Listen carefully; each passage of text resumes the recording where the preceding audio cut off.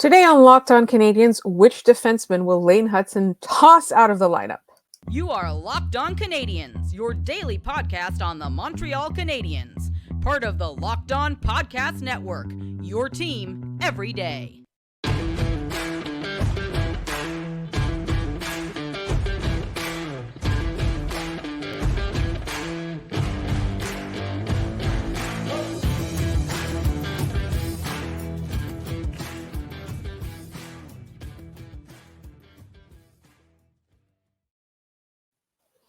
Hi there, everyone, and welcome to episode 1036 of Locked On Canadiens. As you know, we are free and available wherever you get your podcasts, as well as on YouTube, and you get your team every day. We're part of the Locked On Podcast Network, and today's episode is brought to you by FanDuel. Make every moment more. Right now, new customers get $200 in bonus bets with any winning $5 bet. That is $200 if your bet wins. Visit fanduel.com/lockedon to get started. My name is Laura Saab, also known as the Active Stick, and I'm joined, as always, by the wonderful Scott Matla of Habs Eyes on the Prize. And Scott, how excited are we to tackle this week's mailbag? I mean, we always love the Friday mailbag anyways, because it's always a time to kind of just relax and do whatever. And to kind of give everyone a loop in here, tonight's game is at 10 p.m. and neither Laura or myself will be able to make it through the entire game due to current day job commitments. Tomorrow, I have a full sales meeting at 7:30 in the morning. So I'm just I old. will not. I'm not going to be able to stay up. Like, that's it. You're not a I'm day going over to admit it. 25. It's fine. Anyways, we're doing an extra large mailbag with this today just to have some fun with it. Yes, and just for programming notes, we will be recapping the Vancouver game. We will just be rewatching it over the weekend and doing it for our Monday episode. Also, I have a special treat for everybody. If you look on our Twitter account, I have retweeted a video analysis thread of David Reinbacher, but after he has a chance to play with Laval, I will be talking to a prospect expert who does scouting and who will be observing his first two games, and we'll get into that, and that'll be the Tuesday episode. So make sure you are subscribed, you tune in, because I'm really, really excited to learn all about David Reinbacher and how he does over the weekend. All right, Scott, are you ready to get into our mailbag this week? Oh, always. You know me. I love answering questions from all of our folks out there, which, again, if you have mailbag questions, at LO_Canadiens on Twitter.com. Or Gmail. I've got some email questions as well today. Our first question, it comes from our good friend, actually, JD Young of Locked On Sharks, who we love and is fantastic. And honestly, like, we were there when the Habs were bottom feeders, and he's done such a great job of covering the team. So, JD's question is, are you worried about the potential logjam at defense if Lane Hutson signs his ELC? And I'm going to editorialize this question, Scott, and I'm going to say, are you worried about the next year potential as well? I mean, we feel like we've talked about it ad nauseum a little bit, and I'm pulling up Cap Friendly right now to get a full look at the Canadiens' defensive group here.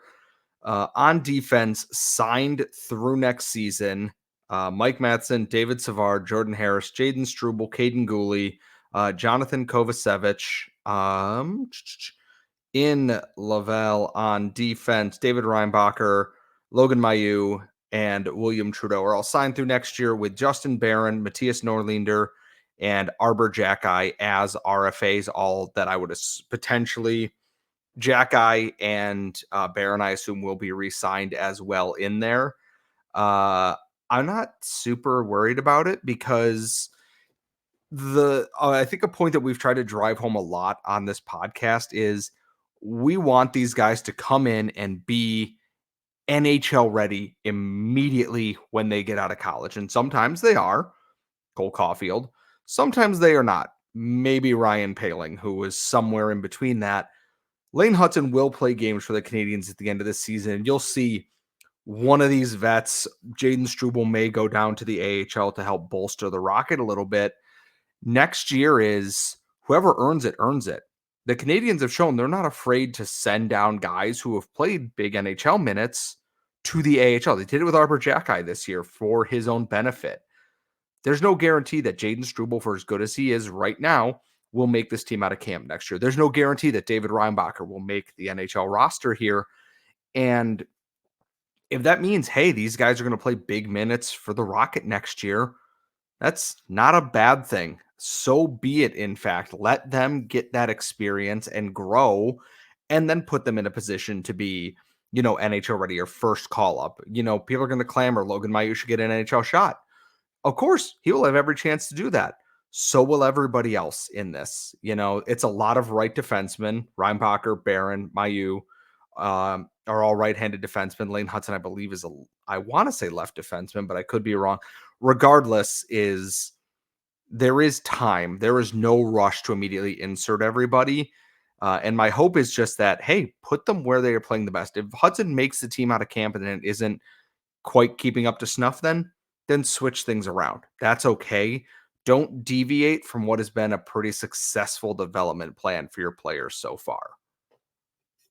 And I think that's exactly it. Like, the don't deviate part, there's obviously a lot of questions, and we have had a lot of questions over time, but I think the more patient we are, the more the plan becomes evident. Like, a lot of the sources of frustration we were having, particularly with the younger players, was, why aren't they doing it this way, or why aren't they developing them this way? Then you can see kind of how individualized each person's development is, and how perfect this coaching staff is for that purpose. And so, just like you said, I wouldn't be too worried. Scott, I actually had a question for you that I just thought of. I remember saying that it would be very like the Canadiens to go for a defenseman this year, even though they went for one last year. And we have talked about, like, why maybe they loaded up at that point, because this year everybody was going to be focused on D. But who is your favorite D in this year's top, like, let's say top 10-ish, where the Habs have hope of picking? I'm going to be real honest. I haven't looked at defensemen at all in this draft just because I can't bring myself to do it. So you've only been focusing on the forwards? Pretty much, yeah, which I realize is just a terrible, terrible mistake.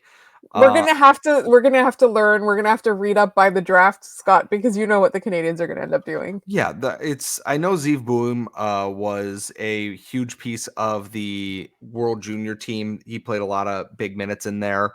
Anton Silyav, who's playing in the KHL right now, 6'7", 207 pounds.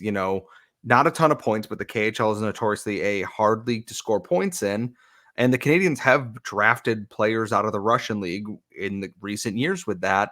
I just think Artem Levshunov is going to be gone by the time they get to pick. I think he's likely the first defenseman off the board.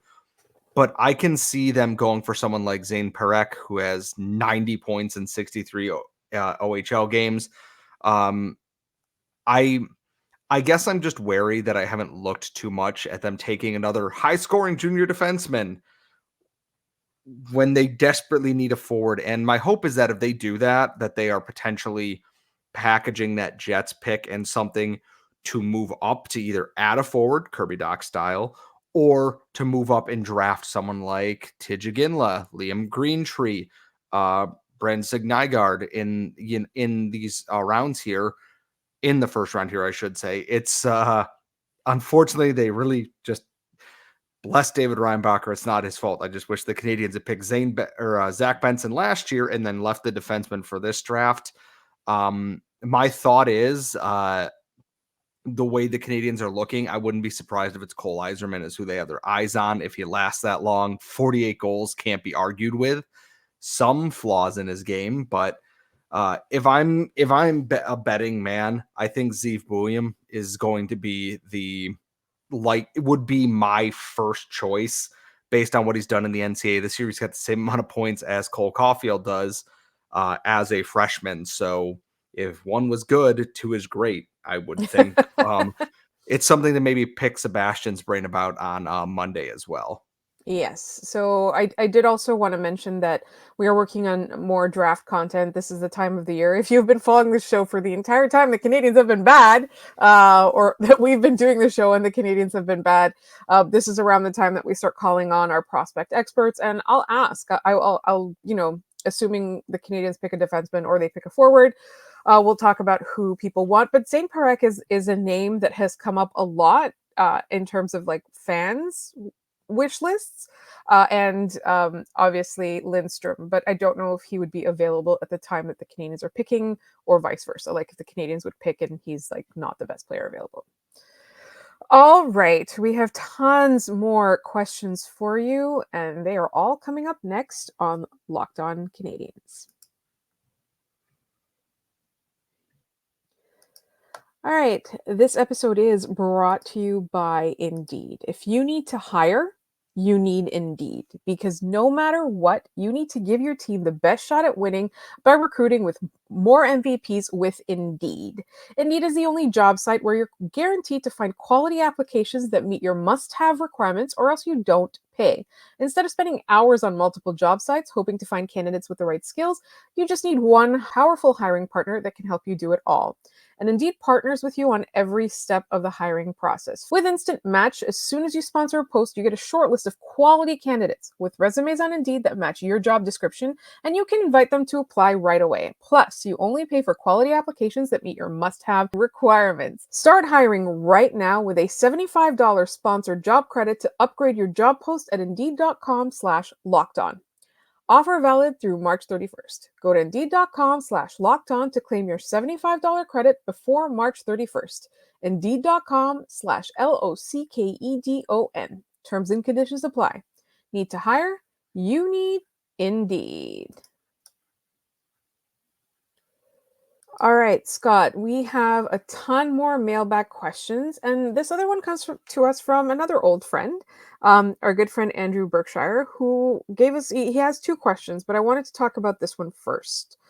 Are you confident enough in Kirby Dach's health to slot him in as a number 2 center of the future, or do you think that Hughes and Gorton need to find some insurance for that spot? I am. I also think that his skill set fits the best in what the Canadians want their top 6 to look like, because I can't trust Christian Dvorak to either A, stay healthy, or B, be productive in that role. And God love Jake Evans, no. That's asking a lot of a guy who was playing primarily fourth line, third line minutes for most of his NHL career. And I think it's too early to slot somebody like Owen Beck into that role and expect them to be there. It's I don't think there's going to be much, and I'm just taking a look at some of the free agents coming up this offseason. Steven Stamkos is potentially the top center free agent, and I don't think at 34 years old he's going to solve the issues this team has.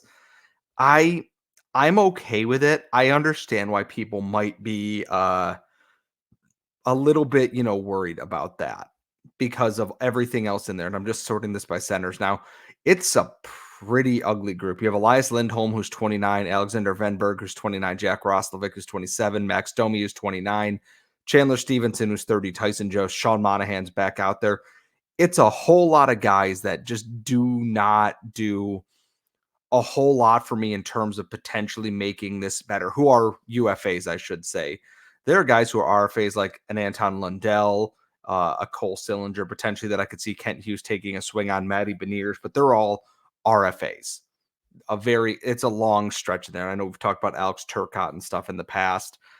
I'm okay with taking that risk. And it was a freak injury this year. It's not like Slavkovsky was in his rookie year where he kept getting caught with his head down and bad things happened there.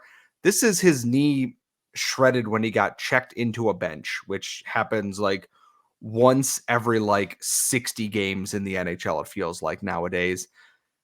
And I want them to show that faith in him and that we know he can operate a second line, that if they want to play with the first line, they know that he and Slavkovsky had some chemistry there and that Alex Newhook and Kirby Dach played well together. Dach seems to be a guy that can mold into a lot of different roles for this team. And I want them to make that work. And that maybe if you find a quality third line center, sorry, Christian Dvorak, you can ease Dach back into that and kind of have a 2A, 2B kind of situation here until he's 100% back up to speed. But I am worried that, again, if there are any injuries, that the center depth goes poof in a hurry.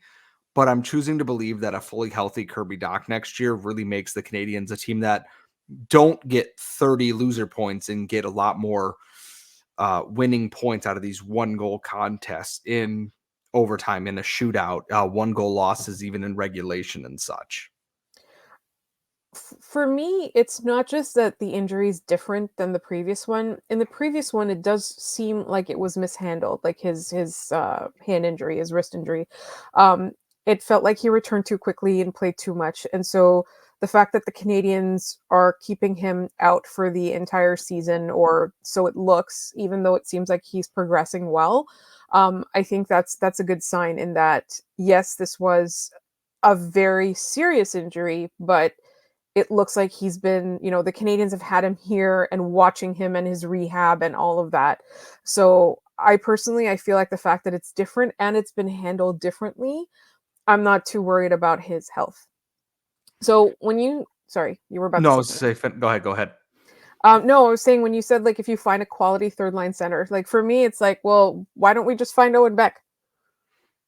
I mean, here's the thing is, I would love a world where Owen Beck comes into camp next year and is immediately a third line center in the NHL.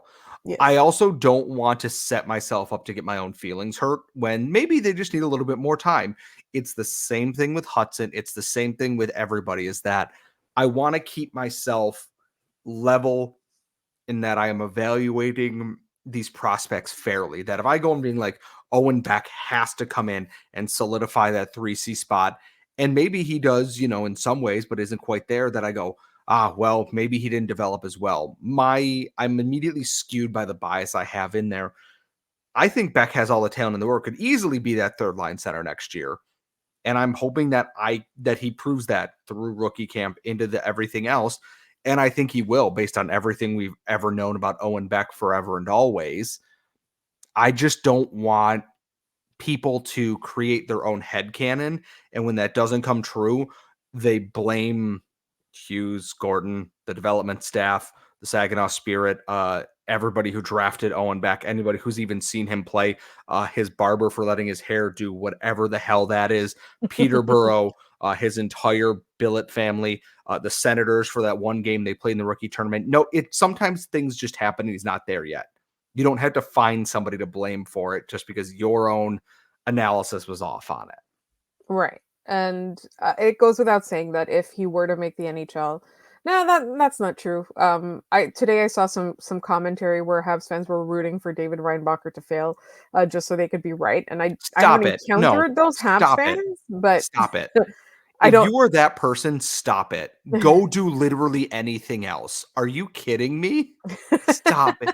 Oh my God. Oh, HIOHF. Oh my God. Yeah. And for those who don't know what that means, figure it out. All right. So we've got a few more questions left, and a lot of them are like, they're pretty, thought provoking, and they're all coming up in just one moment here on Locked On Canadians.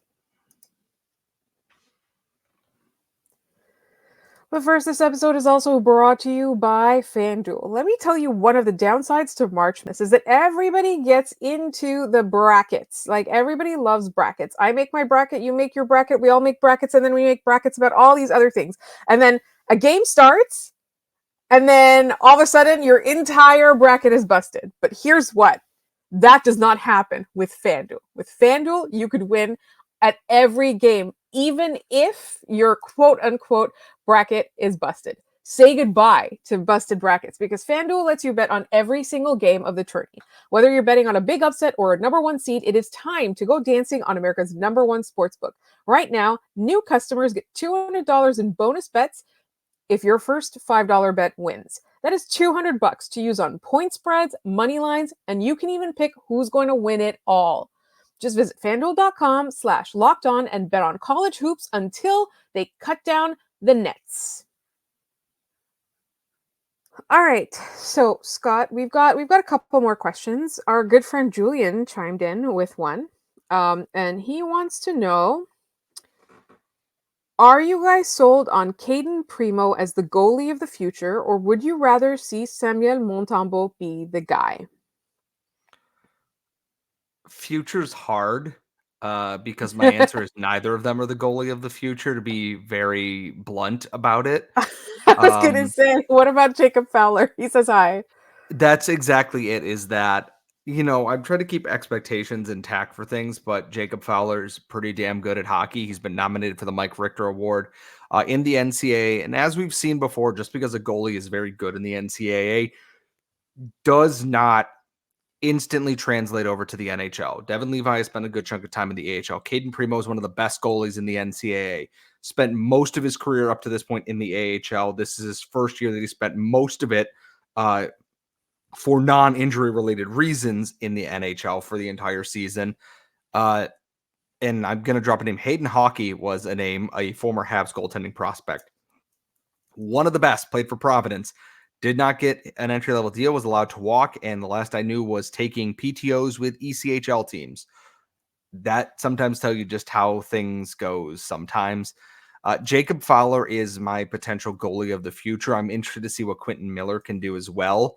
I think Montembeault and Primo are very good bridging options for a team that Montembeault will be everything they needed to. His contract runs to right about the time that you're hoping Fowler, whether he leaves the NCAA after 1 year, which I doubt, or after next year, like Primo did, you can bridge that gap until he is ready to take the reins. Same with Jakub Dobiš. Maybe Dobiš next year comes out and is a dominant AHL goalie, and he can make that movement there. Primo only has a contract through next year.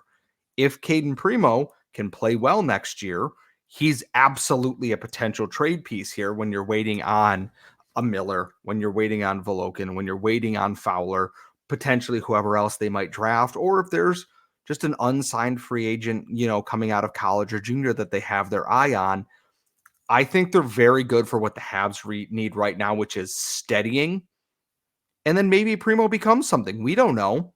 If he does, great. Then you can trade Samuel Montembeault and you keep that goalie pipeline just kind of shuffling through here. And I'm not saying the Habs are going to turn into a goalie factory, far from it. But the problem kind of solves itself as it goes in these cycles here. The cycle got disrupted because you had Carey Price for over a decade, and he was just Carey Price. You didn't need to replace Carey Price. Carey Price was Carey Price. You don't need to replace Carey Price unless you have another Carey Price. Carey Price. And we don't. And we don't. And no one will, because Carey Price is one of a kind. Carey Price. Carey Price. Say Carey Price one more time. No, if I say it too many times, he's going to appear in my house and blocker me in the ribs. I'm just actually looking up Quentin Miller's stats this year because I have realized I haven't paid any attention to the QMJHL, for being very, very honest. But yeah, I think they're just the right balance for what I would be looking for this year and going forward for the next few years. Neither the goalie of the future, Montembeault especially. Primo has that potential still, since he's seemingly kind of getting up to speed a little bit, but I'm not going to just bank on one of them. Jacob Fowler is the guy that I'm looking at and going, that's my guy. Say Carey Price. Carey Price. All right. So, but this comes from our friend Jason Hernandez of Locked On Anaheim Ducks. Between Washington, Detroit, and the Islanders, who do you want to see make the playoffs? Oh man, Detroit. I think it's Detroit. I for some reason the Islanders, when they get in the playoffs, just become different gravy. And I know I've said that a lot on this show already, but there's just something about it when they make it happen that I'm like, yes, I love that. Washington is just dogging their way towards the playoffs somehow. The only thing I'm paying attention So to weird. I don't know how they're even close, because they were basically dead in the water. I'm only paying attention to the Capitals for Ovechkin chasing down Gretzky's record. He's down to the final 50 goals. Like, right. That's the team that I'm paying attention to. That's what I'm paying attention to them for at this point. I don't feel the need to really look into too much else beyond that. So I'm going to be really honest with you, Scott. So on the Wednesday episode, I did a little bit of a discussion about the center tiers, the NHL's number one center tiers. And it's on The Athletic by Sean Gentili, because I was talking about Nick Suzuki and how I wasn't sure, blah, blah, blah. I didn't even know that the number one center, I didn't recognize the name of the person who is the number one center of the Washington Capitals. Obviously, we know about Backstrom and that's sad, etc., etc. But I was just like, who is that guy? And now I don't even remember his name. I have to go back to the article to look it up. Do you know who the number one center of the Washington Capitals is? I do have it in my notes from my episode where I was recording it on Wednesday. Hold on, let me Dylan tell you. Strome, is it? It is not. It is Connor McMichael. Well, so here's the thing: is Dylan Strome tied for the team lead in points with Ovechkin? Yet, how is this team in a playoff spot or competing for a playoff spot? Right, that's what I'm saying. This is like the biggest. I literally had to go back to my notes. This is just a giant pile of mid. Like, no, I'm saying that as a Habs fan. I realize the irony in that, but my answer is I would like to see Detroit back in that. I think they've struggled through the rebuild in some spots where the Yzer plan kind of gets made fun of a little bit, but like I'm kind of rooting for the Red Wings folks, not just, because my job is also based out of Michigan, but I think that they'd be a fun one. I would like to see the Sabres do it just because playoff atmosphere in the city of Buffalo, whether it be the Bills or the Sabres, is just, it's infectious and it's fun, and Lord knows the city could use that. Our final question comes from Andrew Berkshire again. How many rookies do you think make the roster next year? If Waugh is out for the remainder of this season and he's a rookie again next season, Beck, Hudson, and Reinbacher are all possibles. Don't forget Sean Farrell. All possibles.